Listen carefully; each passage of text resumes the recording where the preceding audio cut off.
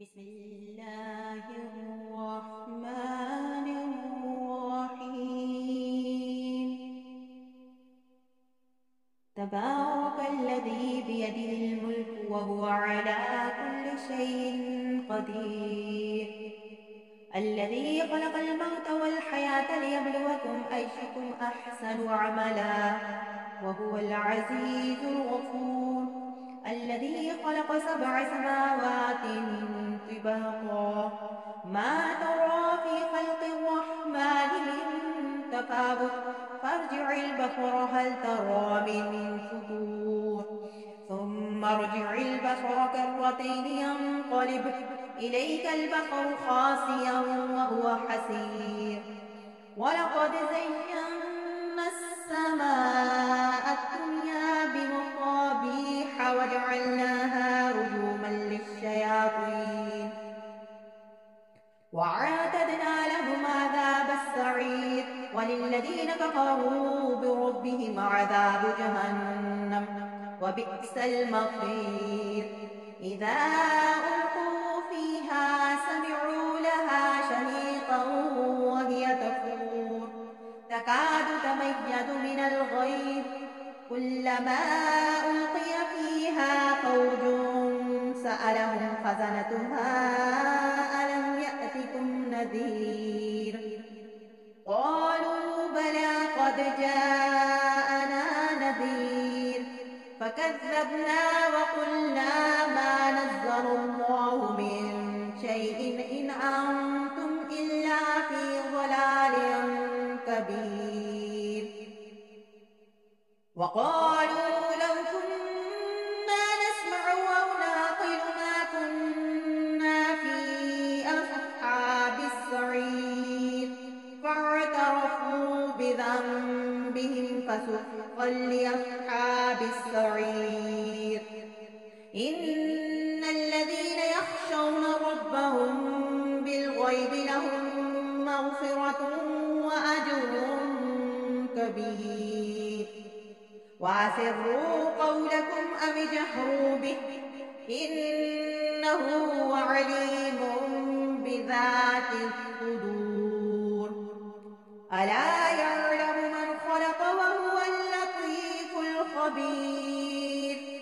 هو الذي جعل لكم الأرض ذلولا فامشوا في مناكبها وكلوا من رزقه وإليه النشور.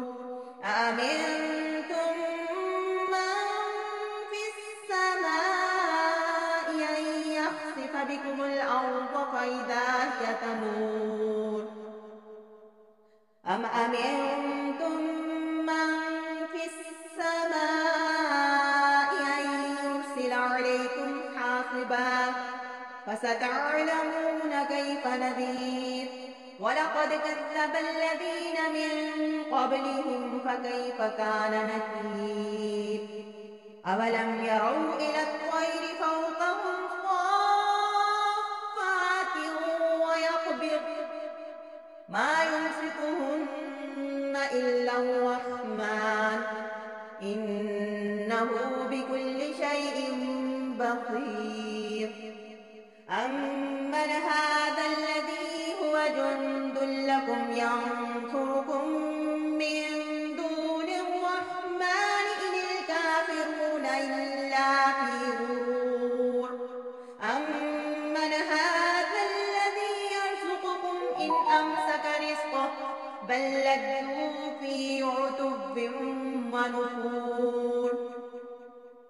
أفمن يمشي مكبا على وجهه أهدى أمن يمشي سويا على صراط مستقيم. قل هو الذي أنشأكم وجعل لكم السمع والأبصار والأفئدة قليلا ما تشكرون.